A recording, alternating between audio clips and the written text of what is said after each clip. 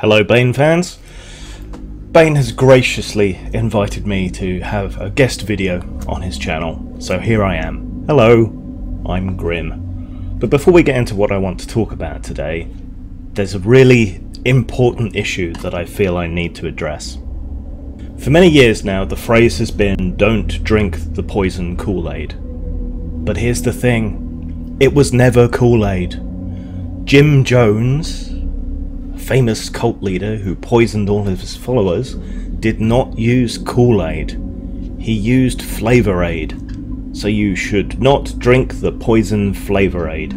For years and years now, Kool-Aid has been unnecessarily maligned, and Flavor Aid has gotten away with their part in this tragedy without being held to account. Well, no more.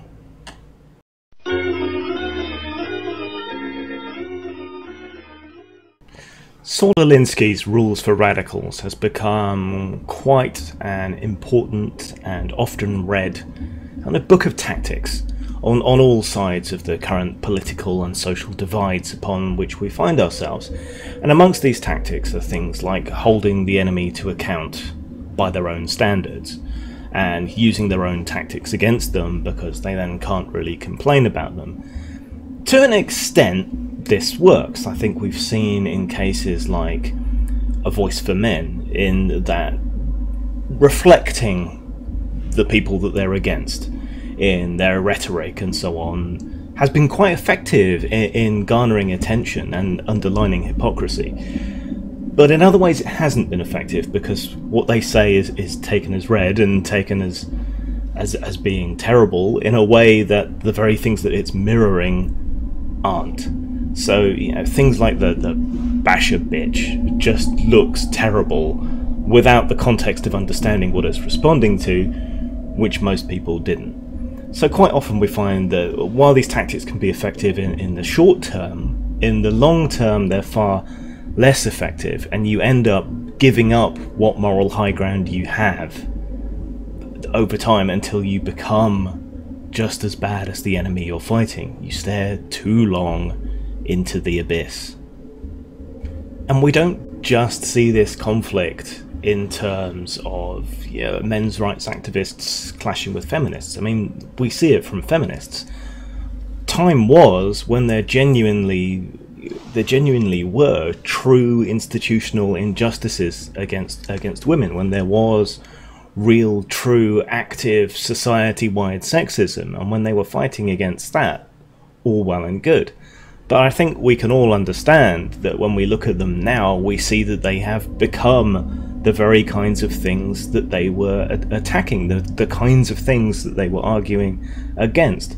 Gratuitously sexist, authoritarian, using the state to enforce their vision, and essentially trying genuinely to take rights and so on away from men. They have become what they fought. When we look at Antifa, you know, if you go back into the 70s or whatever, then it was the far right instigating violence, attacking people in the street, you know, killing people for being the wrong race and so on. And Antifa were perhaps even necessary, even in their more radical form back then. But today we see them attacking people who aren't remotely Nazis.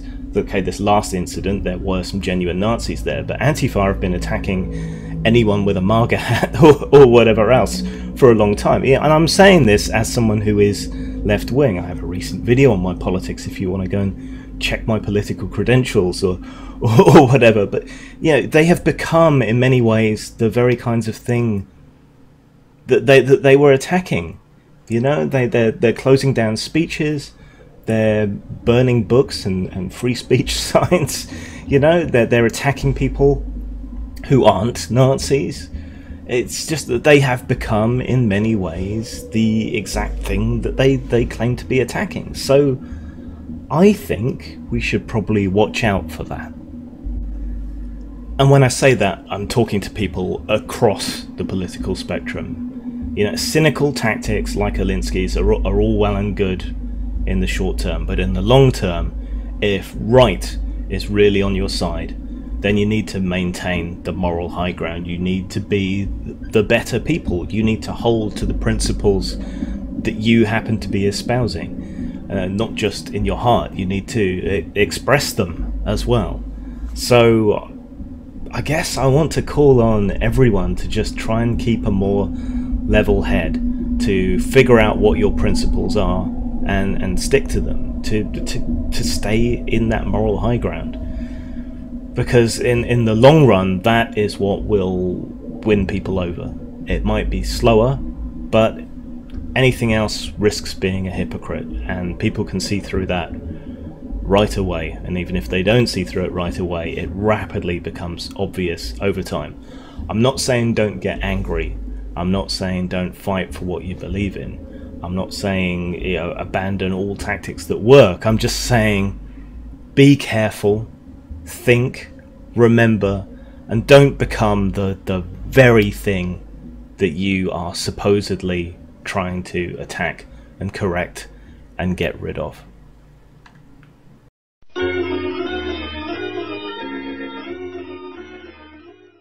Hey, if you want to subscribe to me, that'd be great. I talk about tabletop games, I talk about politics, I talk about religion, I talk about social issues, I talk about the news, and I talk about men's mental health issues as a sufferer from depression myself. So if you feel like giving me a sub, a follow, that would be great. I'm sure Bane will put the link in below, but in case he doesn't, I'll see you there. Zang.